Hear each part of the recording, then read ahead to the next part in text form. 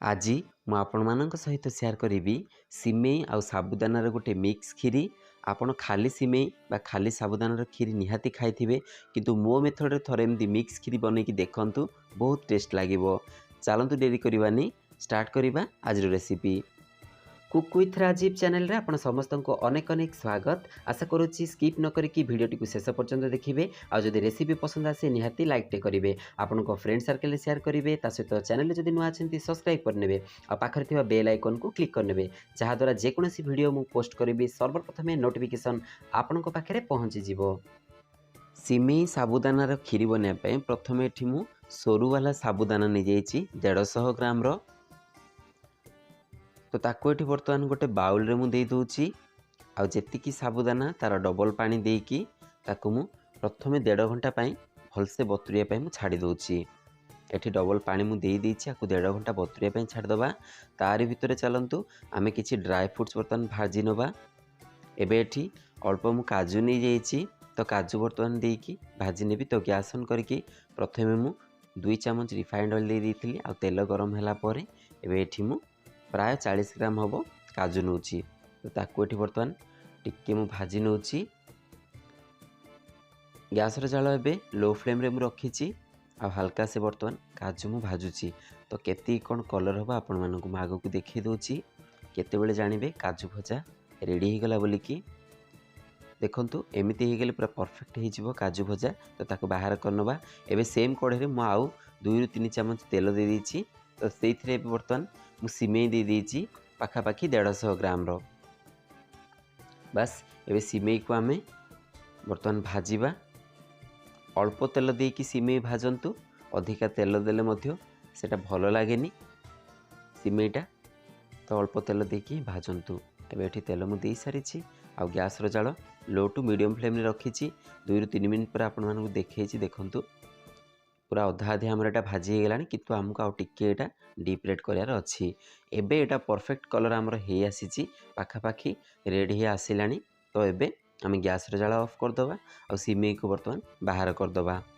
तो चलंतु सिमेई भजा हो गला, आम खीरी प्रोसेस बर्तमान बनेबा।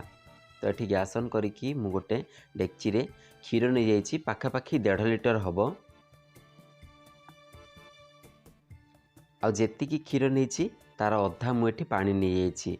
माने प्रथम मु जो थे साबुदाना नहीं तो सेम कप रे मुझे फुल 1 कप आ एक्स्ट्रा पानी दे दीची।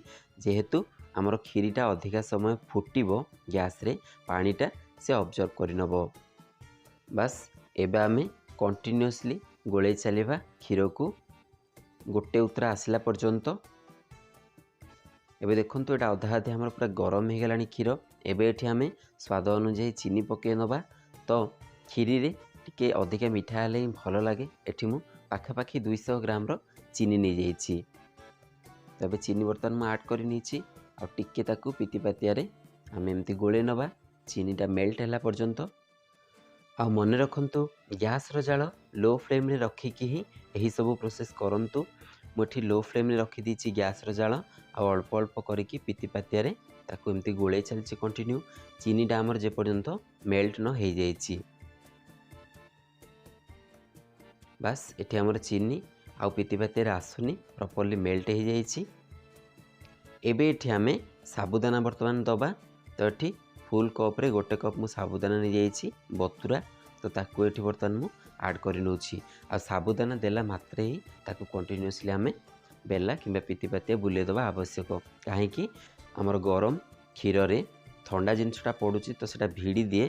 तो आराम से ताकू टिके एपट सेपट करिकी बुले नियंतु। बस एबेटा रेडी हो गला, आमे फुटिया पई छाड़ी दबा 2 रु 3 मिनिट। चलंतु एबे एठी सिमेई आमे ऐड करिबा। तो भजा सिमेई को एठी एबे मु ऐड करि नउछि, जेहेतु क्षीर पाखापाखि उतरिया पई आसिलानी। क्षीर गरम हो गले आपण सिमेई ऐड करि दियंतु। एबे देखंतु सिमेई मु ऐड करि सारिछि। ताको पुणी मु पिति पातिया रे कंटिन्यू एमती बुले दोछि, जहाद्वारा कोठी भी आउ सिमेई को सिमेई लागिबनी। अदरवाइज आमे गरम पानी बा क्षीर रे जेकोसी ठंडा जिनस पकेले सेटा लाखी जाए। तो टिके ताको एमती प्रॉपर्ली पिति पातिया बुले दबा आवश्यक। जस्ट आमे 30 रु 40 सेकेंड टिके एमती बुले नेले परफेक्ट एटा हो गला फुटिया छाड़ीदबा। आठी देखु आमर परफेक्टली बर्तमान फुटी आसूची। तो एबे एठी मु स्वाद ठारू पूरा कम लुण नहीं कारण मीठा जिनस सब प्रिफर करे स्वाद ठारू टिके कम लुण पकातु तो तार टेस्ट बहुत बढ़िया लगे। तो ये मु स्वाद ठारू टिके कम लुण पकई देछि अदरवाइज अलणा लगे तो टिके लुण ऐड करबा निहाती दरकार जेहेतु खीरी बनाऊे आमे। बास एबे लुण दे सारा पर आमे कंटिन्यूअसली ताकू टिके एमती स्टीयर कर नबा।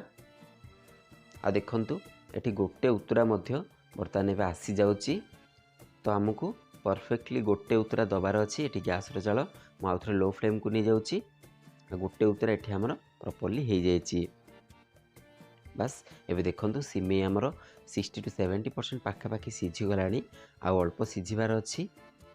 तो आम कंटिन्यूअसली ताको एमती घांटुथिबा जे पर्यंत आमर सिमेई ता सहित साबुदाना प्रॉपर्ली न सीझी जाइए।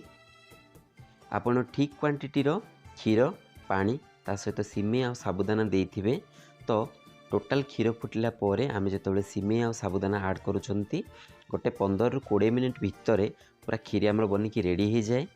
तो ये देखंतु पाखापाखि 10 रु 15 मिनिट हो गलानी आउ 4 रु 5 मिनिट आमको आको फुटेबार अच्छी। आ खीरीर पाखापाखि थिकनेस बर्तमान पलि आसलानी। तो ये पुणी आ 4 रु 5 मिनिट पर आपको देखा खीरी आमर प्रॉपर्ली बनिक पूरा रेडी हो जाए। तो आम अल्प टिके पानिया थी ही ताकू बंद करदे जहाद्वारा सेटा ठंडा है पर समान थिकनेस को पलि आसे। एबे एठी किछि भजा काजू मु रखी आगु भाजिकी ताकू एठी बर्तमान ऊपर मु ऐड करुच्ची। एठी परफेक्टली मु गार्निशिंग करके ताकू दउची आ केते बढ़िया देखा जाउची देखंतु।